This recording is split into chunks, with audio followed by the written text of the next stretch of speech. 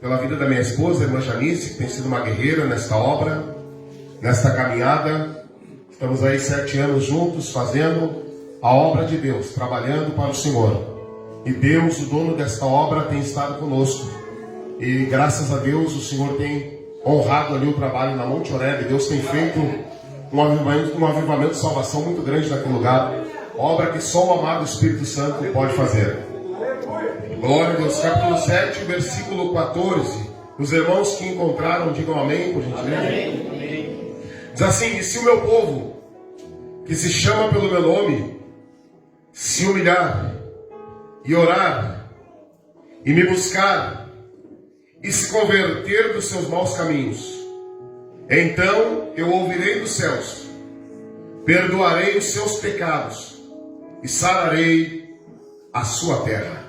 Vou reler de novo o versículo que diz: e se o meu povo, que se chama pelo meu nome, se humilhar e orar e me buscar e se converter dos seus maus caminhos, então eu ouvirei dos céus, perdoarei os seus pecados e sararei a sua terra. Amém, meus queridos irmãos? Podemos assentar em nome de Jesus. Quero aqui partilhar com os irmãos este texto, esta porção da palavra de Deus. Diga-se de passagem, uma narrativa muito conhecida da igreja do Senhor Jesus Cristo. Quem nunca ouviu uma pregação em cima deste texto bíblico, quem nunca ouviu um ensinamento bíblico ser transmitido com base nesta narrativa bíblica, 2 Crônicas, capítulo 7, versículo 14.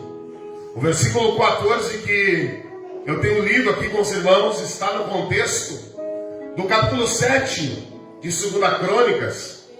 E nós sabemos que no capítulo 7, a partir do versículo de número 1 de 2 Crônicas, está registrado aqui um mover muito sobrenatural, um mover grandioso, uma manifestação de glória tremenda da parte de Deus. Está registrado aqui no capítulo 7 do livro de 2 Crônicas. Nós sabemos, meus queridos irmãos, que o primeiro rei que reinou sobre a terra de Israel foi Saul. Saul marca o início da monarquia em Israel. Mas nós sabemos que Saul não reinou segundo a vontade diretiva de Deus, mas ele reinou segundo a vontade permissiva de Deus. Ou seja, Saul não reinou porque Deus quis que ele reinasse, mas ele reinou porque o povo insistentemente, ao ver as nações que a rodeavam, cada qual delas tinha um rei que governava sobre si. E as nações, ao verem, ao contemplarem, ao enxergarem e observar que as nações que a rodeavam tinha cada qual um rei que governava sobre si, eles também decidiram pedir a Deus, rogar a Deus, que eles dessem um rei que governasse sobre si. E conforme Jesus nos ensina no Evangelho de Mateus, que qual é o pai que o filho pedindo um pão lhe dará uma pedra? Qual é o pai que o filho pedindo um peixe lhe dará uma serpente?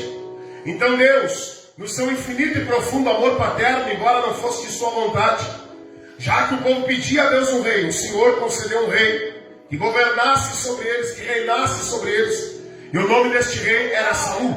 Nós sabemos então que em 1 Samuel capítulo 15 está descrita a narrativa bíblica. Deus toma a vida do profeta Samuel e manda Samuel ir até Saul transmitir-lhe uma mensagem.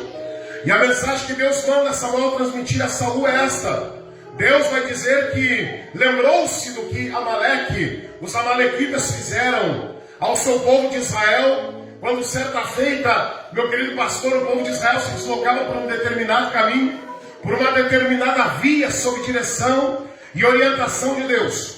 A Bíblia diz que os amalequitas, o povo de Amaleque, se opôs ao povo de Deus, obstruindo e tentando impedir o caminho e a trajetória do povo de Deus, do povo de Israel. A Bíblia diz então que Deus se lembra deste acontecimento, e Deus toma a boca de Samuel para transmitir a Saul a mensagem.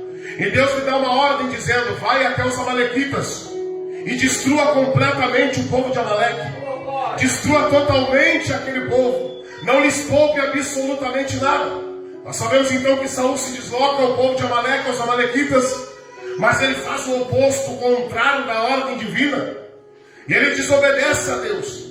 Ele traz consigo vivo o rei Agag, que era o rei dos amalequitas. Deus ordenou que ele destruísse completamente aquela nação.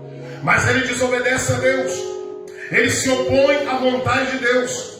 E Deus diz: Saul, tu não serás mais rei sobre o meu povo. Tu não serás mais rei sobre a nação de Israel. A partir de agora eu te rejeito.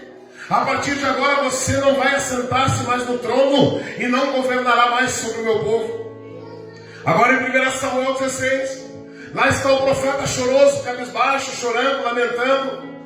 E a Bíblia nos diz que a voz de Deus ecoa ao profeta e o Senhor o exorta.